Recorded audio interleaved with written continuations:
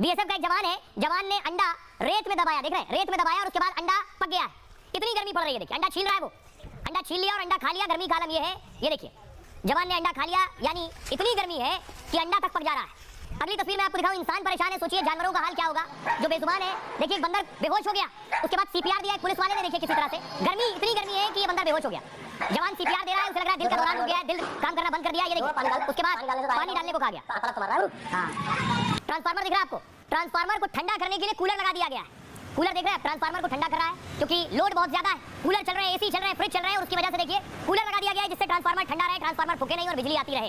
अगली तस्वीर देखिए जरा, गर्मी की वजह से भोपाल में आने जाने वालों पर और वातावरण में जिससे नमी रहे, गर्मी कम हो, इसलिए पानी का छिड़काव किया जा रहा है। भोपाल की तस्वीरें आप देख रहे हैं, ये आप देख रहे हैं, सूरज दिख रहा है आपको और ये दूसरी तरफ आपको पृथ्वी दिख रही है। 9 दिन जब सबसे गर्म दिन होते हैं उसे नौतपा कहते हैं, जिसमें 9 लिखा है, यानी 9 दिन तपेंगे।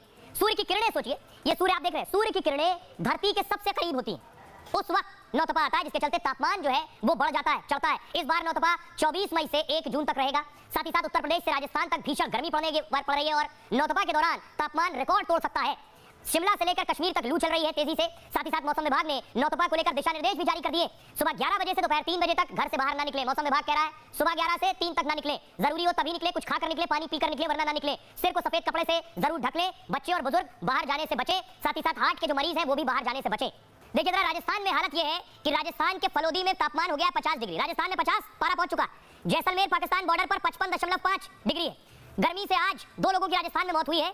कल 5 लोगों की जान चली गई थी राजस्थान में। 4 जून को 25 लोगों की मौत हुई थी और बाड़मेर में तापमान 48.8 डिग्री है। पारा 1 से 2 डिग्री तक और बढ़ सकता है। ग्राफिक्स वॉल 1 में दीजिए। 3 जून तक तेज लू चलेगी। राजस्थान की स्थिति है 29 मई से पहले राहत नहीं मिलने वाली।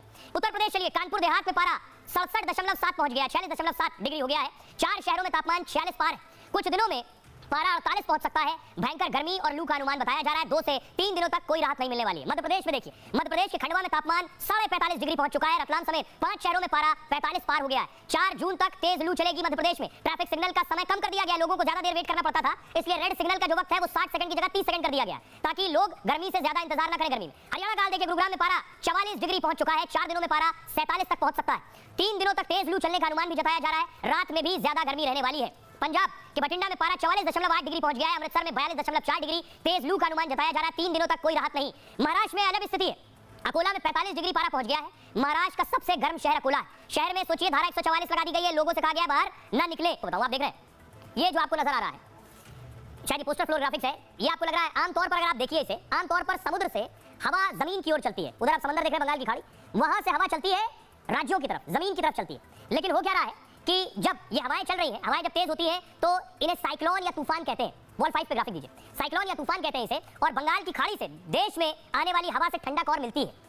इसी हवा के चलते गर्मी में भी बीच बीच में राहत आपको मिल जाती है क्योंकि समंदर से हवा आ रही होती है। लेकिन अभी उल्टा हो रहा है। क्या उल्टा हो रहा है? इस बार अप्रैल महीने में एंटी साइक्लोन एक्टिव हो गया, यानी राज्यों से, जमीन से हवा समंदर की तरफ चल रही है। समुद्र से आने वाली हवा का रुख बदल गया है। देश के गर्म राज्यों की हवा बंगाल की खाड़ी की तरफ बहने लगी है और जिसके चलते समंदर के आसपास का इलाका भी गर्म हो गया है, जो अमूमन उतना गर्म नहीं होता है। इसके चलते ओडिशा और आंध्र प्रदेश में ज्यादा गर्मी पड़ रही है। समंदर से ठंडी हवा न आने से मैदानी इलाकों में भीषण गर्मी पड़ने लगी है। यूपी से लेकर राजस्थान तक तापमान लगातार बढ़ रहा है।